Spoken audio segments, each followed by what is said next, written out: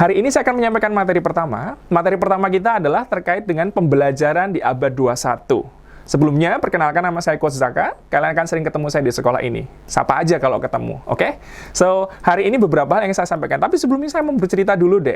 Sebetulnya apa yang akan kita jelaskan dalam materi ini? Kita tahu kan bahwa pembelajaran abad 21 itu berbeda dengan pembelajaran pada masa sebelumnya. Adanya revolusi 4.0, nanti kita jelaskan apa itu revolusi 4.0, menuntut kita untuk memberikan pendekatan yang berbeda dalam pendidikan. Oke? Saya akan meng-quote satu pernyataan yang sangat penting tentang pendidikan ini. Pernyataan dari Presiden Nelson Mandela, mantan penerima Nobel, bukan mantan Presiden Afrika Selatan, seorang penerima Nobel di bidang perdamaian yang beberapa tahun yang lalu meninggal. Mandela pernah mengatakan satu statement yang sangat penting yang mungkin kalian bisa resapi. Mandela mengatakan bahwa education is the most powerful weapon which you can use to change the world. Atau pendidikan adalah senjata yang sangat ampuh yang bisa digunakan untuk merubah dunia. Pertanyaannya adalah, ini kan cuma pendidikan, kok bisa merubah dunia? Apa penjelasan di balik itu? Ternyata Mandela percaya bahwa dengan adanya pendidikan akan lahir individu-individu yang lebih baik, individu yang mampu merubah masyarakatnya menjadi agents of change atau agen perubahan. Nah, itu adalah tugas kalian nanti menjadi agents of change. Bagaimana caranya?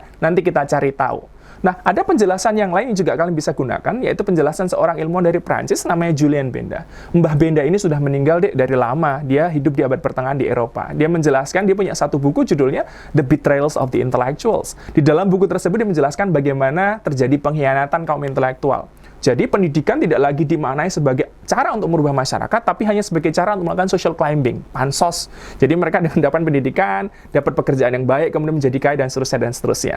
Nah, Benda juga mengatakan bahwa di dalam satu masyarakat ada 3 karakter seseorang bisa disebut sebagai seorang intelektual. Apa karakter yang harus kamu kuasai agar kamu bisa disebut sebagai seorang intelektual? Yang pertama, ada yang namanya la raison. Maaf kalau bahasa Prancis saya sangat jelek karena saya tidak menguasai bahasa tersebut. Atau reasons, atau penjelasan, atau knowledge, atau pengetahuan. Yang kedua adalah, sebagai intelektual kita juga harus memiliki yang namanya la vérité, atau kebenaran. Makanya di Universitas Harvard itu, tagline-nya adalah veritas, kebenaran. Nanti kalau kamu jadi seorang intelektual, kamu harus berpihak pada kebenaran. Jangan ada sesuatu yang salah, kamu diam, ngomong aja, karena kamu memang tugasnya menyampaikan kebenaran. Yang ketiga, itu adalah justice, atau keadilan. Jadi kalau kamu melihat sesuatu yang tidak adil, kamu harus bertindak. Ketika satu individu masuk ke institusi pendidikan, lalu mereka menguasai ketiga hal tersebut, maka terjadilah yang namanya perubahan besar. Maka terjadilah transformasi dalam masyarakat. Nah, kita menyampaikan ini ke kalian untuk kalian mengetahui dari awal sebetulnya tujuan pendidikan itu apa. Karena tujuan pendidikan bukan semata-mata nanti kamu rank, lalu ranking 1 dapat kampus yang bagus, dapat pekerjaan yang baik. Tujuan kita harus lebih dari itu. Kamu sebagai seorang intelektual harus mampu memberikan perubahan dalam masyarakat kamu, memberikan perubahan positif. Nih, kita lihat nih, ada beberapa orang yang sangat keren. Ini hanya sebagian dari beberapa orang yang keren tersebut. Mungkin di lingkungan kalian ada lagi. Ada orang tua, tetangga, atau siapapun yang juga sama keren ya. Kita lihat, di ujung ada yang namanya Ibu Tri Mumpuni. Siapa Ibu Tri Mumpuni? Dia seorang perempuan yang aktif mengkampanyekan dan mengajarkan teknologi microhydro. Apa itu teknologi microhydro? Nanti kamu cari sendiri ya. Tapi dia dengan microhydro ini, Bu Tri Mumpuni memberikan penerangan, memberikan listrik di daerah-daerah pedalaman yang tidak terakses oleh listrik sama sekali. Dan ini memberikan perubahan besar di seluruh Indonesia. Beliau adalah seorang intelektual. Contoh bagaimana ilmu pengetahuan digunakan untuk membantu banyak orang. Ada lagi Mahatma Gandhi. Kalian sudah tahu tentu, seorang pendiri India, dan beliau juga sangat dihormati, bahkan ketika sudah meninggal sekalipun, dia sangat dihormati, dan tidak hanya dihormati oleh bangsanya sendiri, bahkan Inggris sebagai negara yang menjajah dan kemudian waktu itu bermusuhan dengan Gandhi pun sangat menghormati Mahatma Gandhi. Ini juga contoh bagaimana intelektualitas, bagaimana pendidikan bisa merubah. Atau ada wakil presiden kita yang pertama, Bapak Muhammad Hatta. Hatta adalah seorang intelektual yang menggunakan pengetahuannya untuk memerdekakan bangsanya. Keren nggak tuh? Ya kan? Ada lagi Mandela. Mandela saya sudah ceritakan di awal dan saya yakin kalian juga tahu, penerima Nobel di bidang perdamaian, sempat dipenjara puluhan tahun di Afrika. Dia menggunakan pengetahuannya, dia menggunakan kapasitasnya untuk membela kemanusiaan. Ada lagi Butet Manurung. Butet mungkin kalian tidak familiar, tapi Butet Manurung adalah seorang antropolog lulusan dari UI yang mengabdikan hidupnya untuk mengajar di suku anak dalam. Kak Butet hanya masuk ke hutan mengajarkan ke suku anak dalam bagaimana cara membaca dan menulis. Dan dengan pengetahuan membaca dan menulis ini, suku anak dalam mempertahankan tanah ulayatnya, mempertahankan dari pembalakan liar, dan kemudian mampu mengikuti perkembangan zaman dan tidak disampingkan dalam masyarakat modern. Keren kan? Kemudian ada lagi Malala Yousafzai. Mungkin kan juga pernah mendengar bagaimana Malala ditembak oleh Taliban pada saat itu karena mengkampanyekan pendidikan bagi anak-anak perempuan. Ini adalah contoh intelektual. Ini adalah bagaimana gambaran orang-orang yang mengakses pendidikan kemudian menjadi agen perubahan di dalam masyarakat. Loh, Kak, apa relevansinya? Saya cuma ingin mengatakan kepada kalian bahwa ketika pendidikan memiliki arah yang tepat, menggunakan pendekatan yang tepat, maka ini yang terjadi. Sayangnya, apa yang terjadi di negara kita? Satu, di negara kita, literasinya masih rendah, Dek.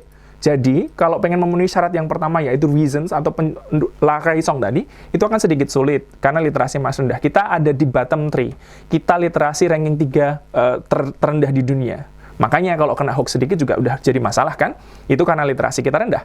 Yang kedua, integritas akademik kita juga rendah. Apa artinya?